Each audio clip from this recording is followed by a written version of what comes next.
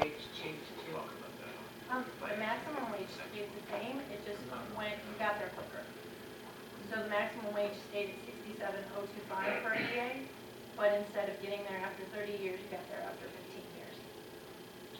So why do we have a teacher maximum wage of 84,616? Because that's what the doctorate, you could get it. Maximum possible. Maximum possible, yes. Right. Yeah. So the 10% is entirely separate from the steps, and that collapsed. No, it's included in this. The 10%, there was a whole separate salary schedule. That's where I'm getting. There was a whole separate salary schedule created for 12, 13, 13, 14, and 14, 15. And then 15, 16, so they must use the 15, 16 salary schedule.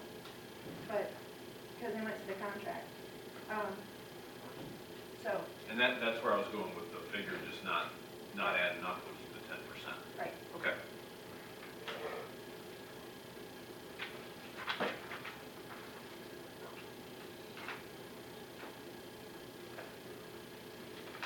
In the next section, overtime paid, Uh-huh. what's the definition of overtime? Anything that was over their regularly scheduled hours that they received time and a half for. So stipends are not overtime? Stipends, they didn't,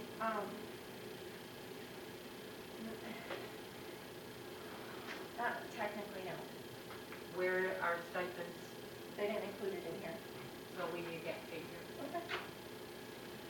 Stipend would be like a BA1. So for example, if you're a school improvement chair, you might make 3% of BA1, or if you're a teacher and you coach a varsity sport, that would be a 5% or 8% or whatever that is.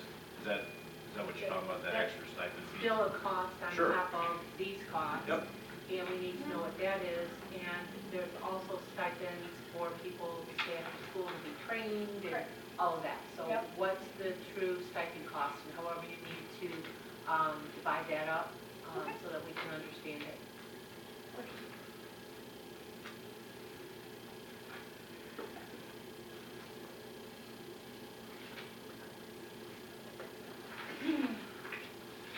Then if we go to the next page, they talk about the absence reports and the typical days, or the average days for staff, people are absent.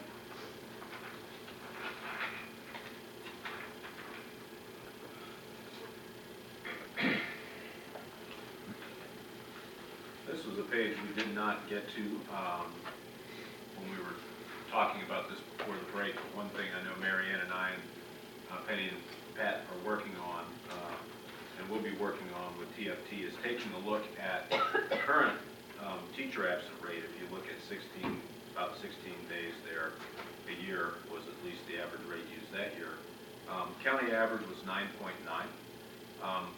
And so really looking at what things we can do to bring that absence rate down. We have phenomenal teachers, and one thing I know is this is a simple math equation. The more they're in front of kids, the better. And so 16 point something absence rate a year is all of the absences. So it would be a sick day, it would be a personal day, it would be a day that you're released to go to RESA for PD. So that's total. But then again, the county total was 9.9 because, when you think about it, everybody's a certified educator if you're a teacher, so everybody has to renew their license every so often unless you have the grandfathered license because you've been doing it for a while. But for the most part, school improvement meetings, professional development, those sorts of things are standard. So we really want to take a look at some ways we can actively target reducing that number. Reducing that number, of course, does two things. Improve student achievement, because it would stand to reason the more you have your experts in front of kids, the better the learning environment. It also reduces the sub-costs. If you look at 16 absences a year times the number of teachers times the cost for a sub, we're spending about $740,000 a year in sub-costs. That was a figure that Marianne and I were taking a look at with Cabinet when we first saw this report. And so based on that figure, that's something we can actively target with a reduction goal to try and come down by half or come down by 40%. So really make a legitimate effort at capturing some savings there. 'Cause that's one of those rare win-wins. If we can save money plus benefit students, you know, I know I've received a few, Mary Ann's received more than I have. You know, the last thing you want to do is you don't want to have a sub, you know, or have to combine classes if you can't fill it. So if we're having a challenge filling our subs, attacking this rate gives us benefits in many areas.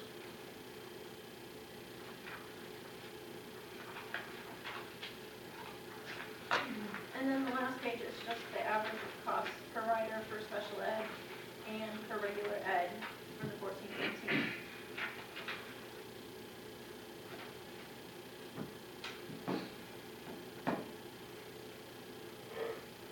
This kind of gives a nice visual of that bus example we were talking about earlier. When you drop down the average buses per mechanic, you know, if we're 1 mechanic to 9 buses, and the peer average is 1 to 21, it's a simple function of how old the buses are and how much time and effort it takes to keep them running, to keep them on the road. So a real opportunity there for, you know, for investing in our motor pool.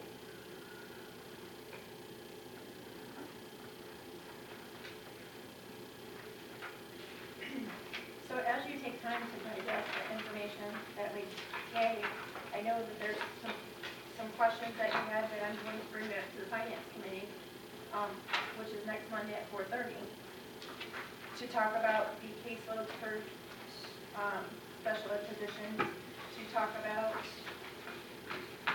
the communication costs and what that includes, also to pull the stipend cost and what that includes and how that relates. And if there's other things that you would like me to pull to that, I'm more than happy to do that as well.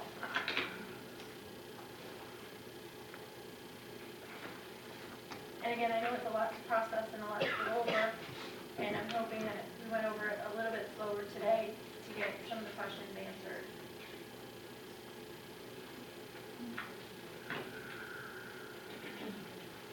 So how are we in line with our DEP We don't have a DEP. Early warning. for the end of this year? We don't have a DEP any longer. Does it look like we're going to end this year in deficit? As of right now, no. So, I'm working on redoing a new budget that should come forward sometime towards the end of February, because there's some things that, you know, changed and things like that. And definitely with the grants and budgets coming in. So hopefully towards the end of February, I'll have a new budget to present to the board end of February, beginning March, definitely before spring break. To know, so that you all know where we're at for the end of the year. Or where we're at that time. so sorry about stepping in. So let me ask a different question. Are there any activities or actions that we need to take since we are still in early warning? Well, there's always activities and actions that we can look at to take to discuss for future. I just meant requirements from the state. Sorry. Oh, no. We're in compliance with everything in the state. Okay, I know some of the early warning legislation was not necessarily 100% clear on that last year. They've actually, right now, the state has said, because we've made drastic changes and things like that, that we're really no longer, and I think it's been in, I put it in the Friday update, we're no longer in early warning, even though we don't have the 5%, because they say we're on the upswing, but we're still at 5%, so therefore, next year they can put us back into early warning.